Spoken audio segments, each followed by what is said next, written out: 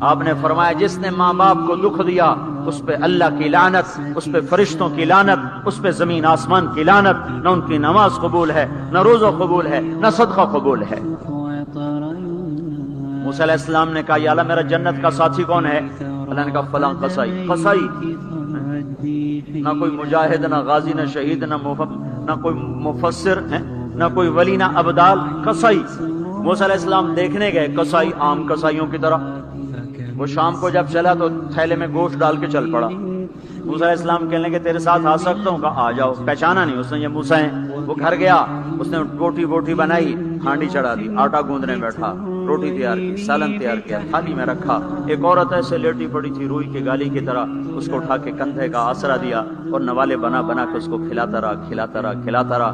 وہ سر مارے، ہن بس نے منہ صاف کیا، اسے لٹایا، وہ بڑبڑانے لگے۔ موسیٰ علیہ السلام نے فرمایا یہ کون ہے؟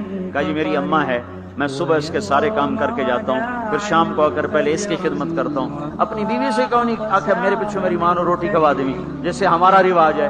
اپنی بیوی سے کہتے تو میری ماں دی کر، میں کوئی نہیں کرنا۔ اور سنو میری بیوی کے ذمے میری ماں کی خدمت نہیں ہے، میرے ذمے میری ماں کی خدمت ہے۔ خود کرتے نہیں، بیویوں کو کہتے ہیں اس کے ذمے نہیں، وہ انکار کرتے ہیں، کہتے نافرمان ہے، گھر میں لڑائی، دنگا فساد۔